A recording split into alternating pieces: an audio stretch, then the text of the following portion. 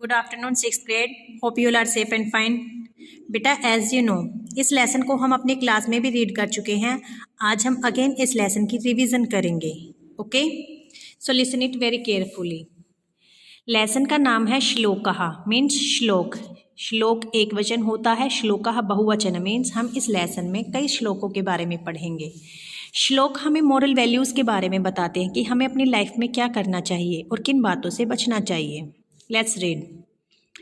First श्लोक हमें बताता है मेहनत करने के बारे में कि हमें मेहनत करनी क्यों चाहिए, क्या होगा मेहनत करने से और कौन लोग मेहनत करते हैं। उद्मेन ही सिद्ध्यन्ति कार्याणि न मनोर्थहि। मीनिंग है उद्मेन ही सिद्ध्यन्ति, परिश्रम करने से ही सिद्ध्यन्ति, सिद्ध हो जाते हैं यानी सफल हो जाते हैं, पूरे हो जाते हैं। कार्याणि कार्य, परिश्रम करने से ही कार्य सिद्ध होते हैं, न मनोर्थ ही, इच्छा करने से नहीं। मीन्स आज आपने किसी बात के बारे में सोच लिया, सिर्फ सोचने से पूरा नहीं होगा, करने से होगा, मेहनत करने से होगा। तो इसीलिए इसने कहा कि न मनोर्थ ही, इच्छाएं करने से नहीं, परिश्रम करने से कार्य सफल होते हैं, इच्छाएं करने से नहीं। न ही सुप्तस्य सिंहस्य प्रविशन्ति मुखे मृगः। सुप्तस्य सिंहस्य, सोए हुए शेर के, प्रविशन्ति प्रवेश करता है, मुखे मुख में, मृगः हिरण न ही नहीं। सोए हुए शेर के मुंह में हिरण स्वयं प्रवेश नहीं करता। मीन्स टू से शेर अपना शिकार करके खाता है, पर क्या शिकार उसके पास चल के आता है कि आ जाओ मुझे खा लो? नहीं, शेर को मेहनत करनी पड़ती है अपने शिकार के पास जाने के लिए, उसको अपना शिकार बनाने के लिए। तो इसीलिए कहा है कि सोए हुए शेर के मुंह में अपने आप हिरण नहीं आएगा कि आ जाइए मुझे खा ले। मेहनत करनी पड़ती है तभी सफल होते हैं। इसीलिए इस श्लोक में आपको सफलता तभी मिलेगी जब आप मेहनत करोगे, ये बताया गया है। उद्मेन ही सिद्ध्यन्ति कार्याणि न मनोर्थहि, न ही सुप्तस्य सिंहस्य प्रविशन्ति मुखे मृगः। परिश्रम करने से ही कार्य सफल होते हैं, इच्छाएं करने से नहीं। जिस प्रकार सोए हुए शेर के मुंह में, मुखे मुख में, प्रविशन्ति प्रवेश करते हैं मृगा हिरण, हिरण स्वयं प्रवेश नहीं करते।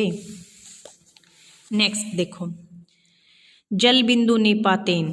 देखो इसमें आपको बताया गया है कि कई बार आपका जो वर्क होता है वो टफ हो सकता है, बहुत मुश्किल हो सकता है। आपको शुरू में टफ लगे कि ये मुझसे नहीं होगा, ये नेगेटिविटी आ जाती है हमारे माइंड में, लेकिन इन्होंने श्लोक के बारे में आपको मोटिवेट किया है कि आप इसको पढ़ो ध्यान से, इसको समझो।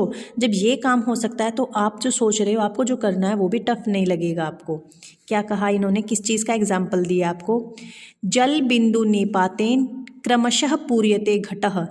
जल की बिंदु के निपातेन, गिरने से, निपात होता है गिरना, किसका? जल की बिंदु का, और क्या होना? गिरने से। क्रमशः लगातार, पूर्यते घटः, घड़ा भर जाता है, पूर्यते पूरा।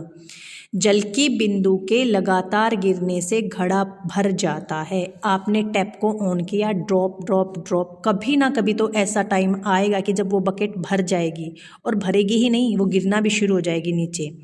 तो इन्होंने कहा कि जब एक बिंदु, एक जल की ड्रॉप है, वो लगातार जब गिरती रहती है, जब घड़ा भर सकता है, तो आज अगर आप मेहनत करना शुरू करते हो तो क्या आपकी मेहनत कभी कामयाब नहीं होगी? होगी, टाइम लग सकता है, बट आपकी मेहनत का फल आपको ज़रूर मिलेगा, उसका रिजल्ट आपको ज़रूर मिलेगा। और यही बात इस लाइन ने कही है कि जल की बिंदु के लगातार गिरने से घड़ा भर जाता है। सह हेतु, वही कारण, सर्व विद्यानाम, सभी, सर्व विद्यानाम, सर्वधर्मस्य, सर्वधनस्य च। अगर आप विद्या प्राप्त करने निकलते हो तो आपको लगातार मेहनत करनी पड़ेगी, जैसे जल की बिंदु लगातार गिरती है घड़े को भरने के लिए। अगर आपको धर्म, कुछ अच्छी बातें, ग्रंथों का अध्ययन करना है, धर्म प्राप्त करना है, आज आपने एक अच्छी बात सीखी, कल आपने दूसरी सीखी, तो आपका जो धर्म है, आपको जो अच्छी आदतें मिल रही हैं, तो वो आपके दिमाग में, आपके अंदर फिट हो रही हैं, इकट्ठी हो रही हैं। धनस्य, अगर आप धन कमाने के लिए निकलते हो तो आज आपने थोड़ा कमाया, नेक्स्ट डे कुछ और कमाओगे, तो कभी तो ऐसी स्टेज आएगी कि आपके पास बहुत धन होगा। आज आपको चाहिए कि आपको 100 रुपीज़ गेन करने हैं, पर आज आपको नहीं मिल पा रहे, आज आपको सिर्फ 10 या 15 रुपीज़ मिल रहे हैं। बट इसका रीज़न ये तो नहीं कि आप वो 15 भी नहीं लोगे, कभी ना कभी तो 15 प्लस प्लस प्लस होकर आपके 100 तक पहुँचेंगे। तो कहा है कि लगातार मेहनत करनी चाहिए। लगातार अगर मेहनत करते रहते हो तो आपको उसका फल डेफिनेट मिलेगा। इसीलिए जब आप इन्होंने कहा कि सभी विद्या प्राप्त करने का, धर्म प्राप्त करने का और धन प्राप्त करने का भी यही कारण होता है, यही एक रास्ता होता है, यही एक राइट पाथ है। विद्या प्राप्त करते हो तो हर रोज़ पढ़ो, हर रोज़ मेहनत करो। धर्म प्राप्त करना, नई आदतें सीखना चाहते हो, अच्छी आदतें, तो हर रोज़ प्रैक्टिस करो। ऐसा नहीं आज सारा दिन सोच लिया सच बोलना है, कल आप भूल गए उस बात को। नहीं, कोई भी एक अच्छी आदत सीखते हो तो उस पर कोशिश करो हर रोज़ नया सीखने की। ऐसे ही धन के बारे में होता है। नेक्स्ट देखो, नास्ति विद्या समम चक्षुः, विद्या के समान ना अस्ति। नास्ति होता है नहीं है, न प्लस अस्ति, नहीं है। किसके समान आँखें? विद्या के समान। चक्षु आँखें, विद्या के समान आपकी आँखें नहीं हैं। नास्ति सत्य समम तपः, सच बोलने के समान कोई भी तप नहीं है। अगर आप जो सच बोलता है तो यही उसकी सबसे बड़ी तपस्या है, यही उसका सबसे बड़ा वर्क है।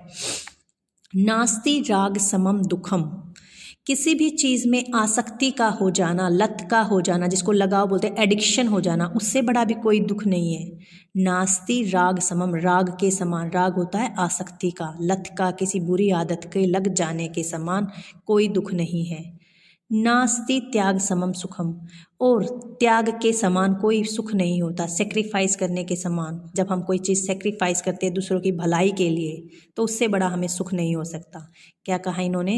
विद्या के समान आँखें नहीं हैं, सच बोलने के समान तप नहीं है, बुरी आदतों के लग जाने के समान कोई दुख नहीं है, और त्याग के समान कोई भी सुख नहीं है। इसलिए हमें विद्या प्राप्त करनी चाहिए, सच बोलना चाहिए, किसी भी चीज़ की बुरी आदतों की लत से बचना चाहिए, और त्याग करने के लिए हमेशा तैयार रहना चाहिए। बेटा today you have to revise first to 3 shloka with Hindi translation. Okay, have a nice day बेटा।